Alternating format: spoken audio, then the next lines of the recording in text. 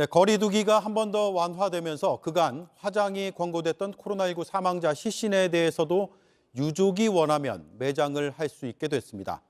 그런데 장례 업계에선 매장할 때 바이러스가 시신에 남아있으면 어쩌나 라면서 불안해하고 있습니다.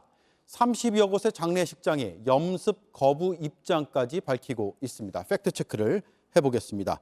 이지은 기자, 시신으로 코로나19가 전파된 사례가 있습니까?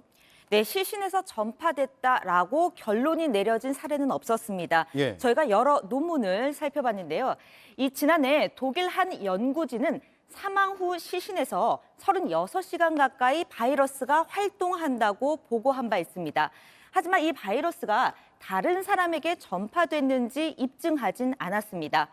그리고 또 하나가 있는데요. 태국 법의학자가 시신을 부검하던 도중에 코로나에 감염됐다는 보고가 있기는 했습니다. 하지만 저자들이 과학적인 증거를 가지고 보고한 건 아니었다고 밝혔습니다. 세계보건기구 역시 시신의 감염 전파를 공식 확인한 적은 없었습니다. 그렇군요. 정부가 꼭 화장을 해야 된다 해서 매장도 가능하다라고 지침을 바꾼 데도 이런 이유가 있겠군요. 네, 이 코로나에 대해서 정부는 이 사망자는 화장이 원칙이다라고 했었습니다. 그러다가 이번 달에 매장도 허용하는 걸로 바꿨습니다. WHO는 이미 2년 전에 전염병 사망자는 화장해야 한다는 통념에 과학적인 증거가 없다고 했는데 정부는 이것도 근거로 들고 있습니다. 네. 그런데 매장을 할 경우에는 염습을 반드시 해야 되잖아요. 그래서 아마 장례식장들은 이런 과학적인 지식이 충분치 않다면 불안해할 수도 있을 것 같습니다. 네, 그래서 일부 장례식장에서는 염습을 거부하고 있는 건데요. 이 장례 지도사나 아니면은 이 염습하는 과정을 지켜보는 유족들에게 전파가 될 수 있다 이렇게 우려를 하고 있는 겁니다. 네. 관련 단체의 말 들어보시죠. 네.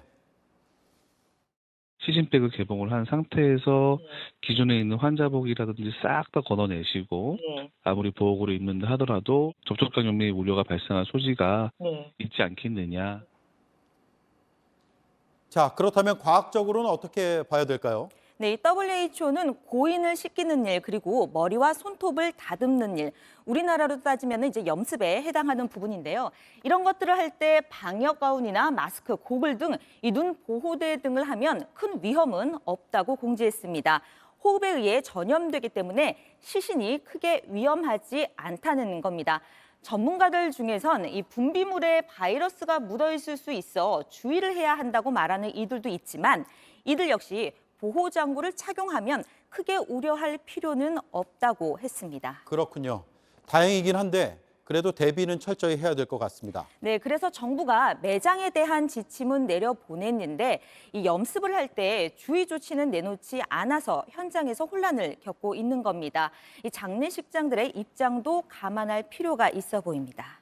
네, 팩트체크 이지은 기자였습니다.